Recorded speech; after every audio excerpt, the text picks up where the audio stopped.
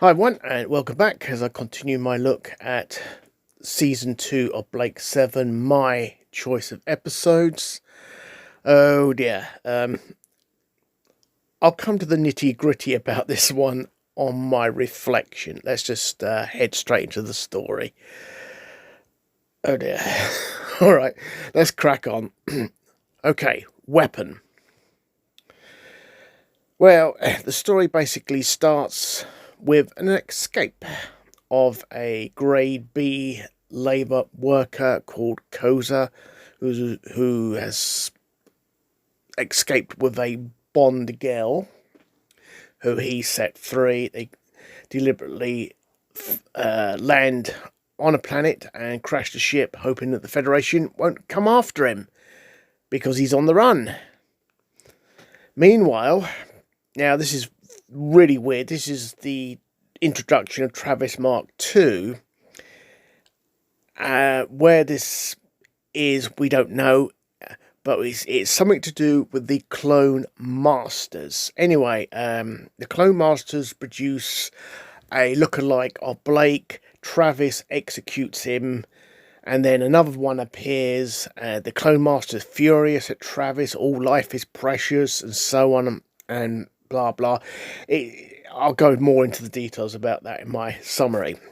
So while that's all going on, Koza and the Bond girl are looking around, which looks like an abandoned site of some sort of industrial site, and he basically just beds down for the night in this place.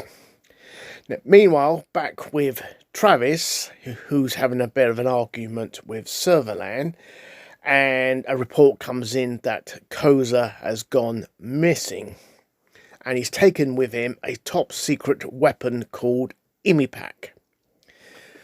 Now, this research facility he was working on was going to be a target for Blake, because he was going to go after it. And Blake obviously gets wind of the red alert and the man Koza. But as we discover, all this was a master plan of Servalan.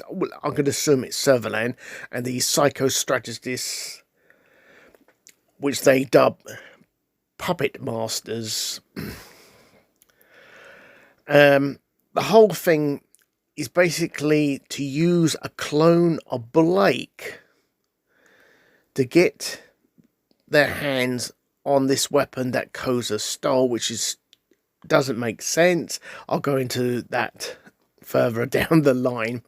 Anyway, so what is Imipac? Well, Imipac is a gun that, when fired at somebody, it puts in this like unstable molecular thing into them, and the gun itself doesn't kill them. It's a two-part weapon. It's the box that sends out the signal that kills the victim, and that's exactly what Koza does on some sort of life form down on the planet, and it works marvellously. So the Federation, should I say Servalan, and Travis locate Koza and send in their clone of Blake to recover Imipac, which he does.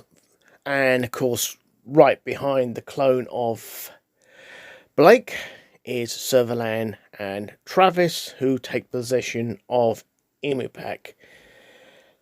And Servalan uses the weapon on Travis, marks him for death, and also a Federation guard as well.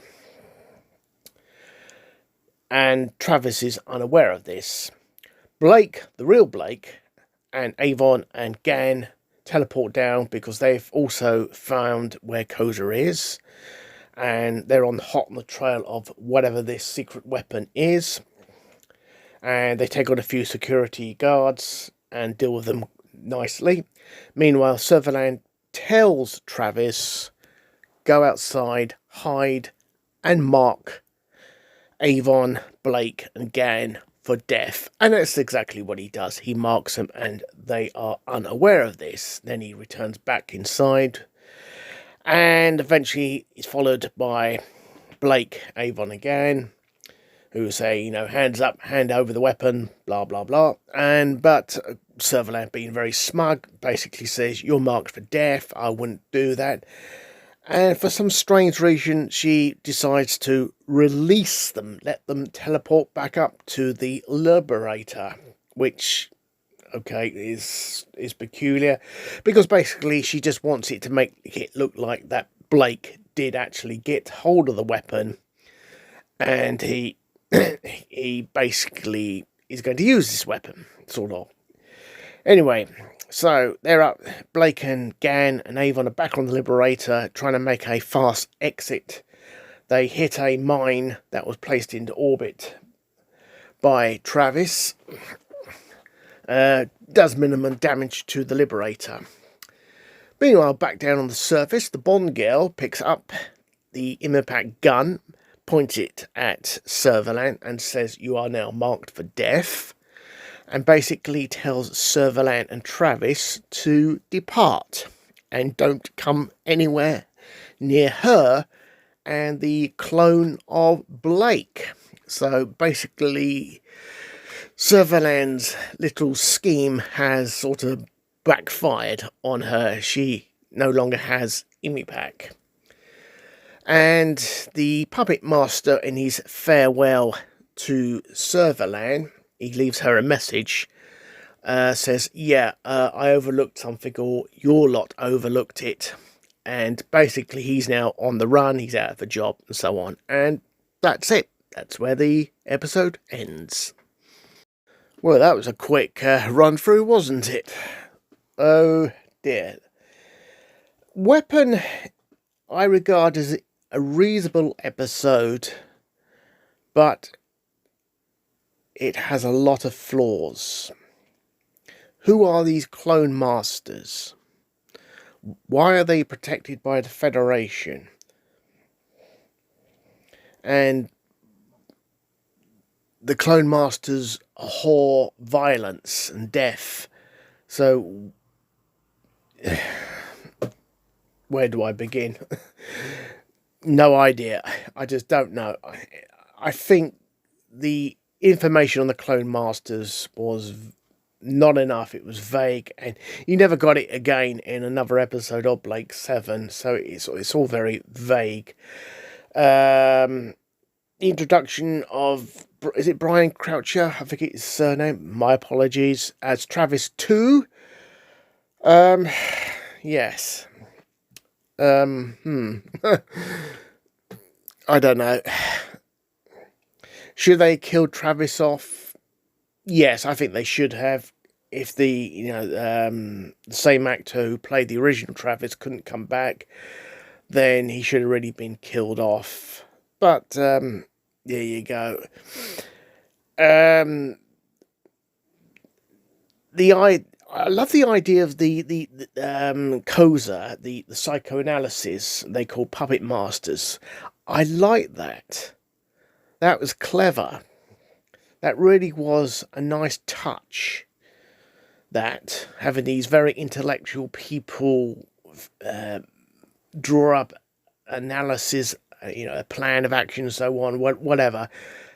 That's a nice touch in the episode, and I do like that. But as for the aspect of the clone, a Blake clone, or clone should I say, because one of them obviously is killed by Travis, and Servalan's crazy way of trying to deliberately letting Koza take Imipac, steal it, hunt him down, locate him, get it back off him, and making it look like Blake has got his hands on it. It's got a lot of holes in this episode, and there are weak elements in this episode as well. So why do I watch it? Well, because it is the introduction of the new Travis, obviously. But I don't know. I just don't.